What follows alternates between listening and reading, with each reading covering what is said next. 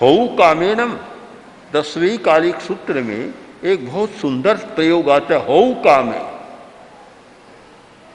दो बच्चे खड़े हैं और एक से पूछे हऊ कामे, क्या तुम कुछ होना चाहते हो? कहा होना चाहता हूं।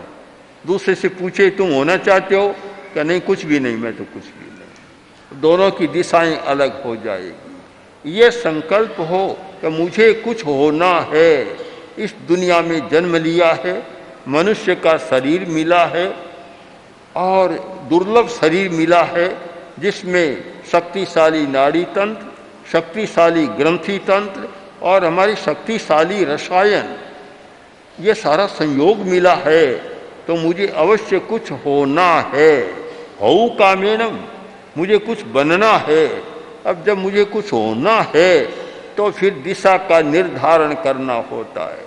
मैं जो होना चाहता हूँ तो मुझे किस दिशा में जाना है, इसका निर्धारण करना होगा। अगर व्यापारी होना है तो उसकी दिशा भिन्न हो जाएगी, सर्विस में जाना है तो उसकी दिशा भिन्न हो जाएगी, इंजीनियर बनना है, डॉक्टर बनना है और आजकल सॉफ्टवेयर का बहुत चलता है, उसमें कुछ काम करना है तो दिशाएं भिन्न भिन्न हो जाएगी। पर मन में एक ललक जाग जाए कि मुझे कुछ न कुछ होना है, ऐसे ही नहीं रहना है। इतना दुर्लभ संयोग मैंने प्राप्त किया तो खाली नहीं रहना है, कुछ होना है। तो शक्ति का अर्जन, सब जानते हैं कि भगवान महावीर पुरुषार्थवादी थे।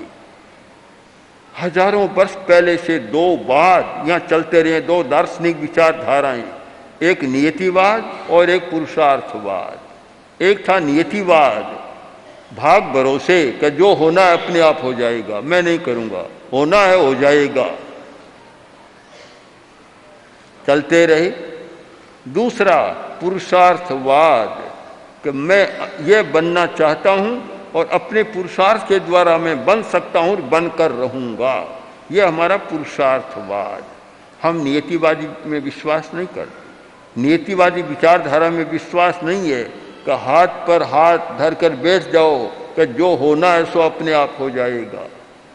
जब नियतिवाद और पुरुषार्थवाद का संघर्ष चला, आपस में चिंतन विचार विमर्श चला, तो पुरुषार्थवादी ने नियतिवादी से कहा कि तुम खाते क्यों हो? कि भूख बुझाने के लिए। क्यों खाते हो? तुम्हारे सामने थाली रख दी और पेट भरना तो भर जाएगा, तुम्हें हाथ उठाने की जरूरत क्या है? तुम्हें कोर तोड़ने की जरूरत क्या है? फिर कोर को मुंह में ले जाने की जरूरत क्या है? फिर चबाने की जरूरत क्या है? और फिर पाचन तंत्र को कष्ट देने की जरूरत क्या है? जो होना है तो अपने आप हो जाएगा। हम देखते हैं कि पुरुषार्थ के बिना कुछ भी नहीं होता। आदमी को पुरुषार्थ करना होता है, श्रम करना होता है, कोरा भाग भी काम नहीं देता। सिद्धांत तो यहाँ तक जा सकता है कि अगर पुरुषार्थ नहीं है तो अच्छा भाग्य भी निकम्मा चला जाता है। एक आदमी का भाग्य बहुत अच्छा है पर आलसी है, पुरुषार्थ नहीं किया तो भाग्य भी निकम्मा चला जाएगा। इसलिए हम श्रम करें, पुरुषार्थ करें और पुरुषार्थ के द्वारा शक्ति को जगाने का प्रयत्न करें।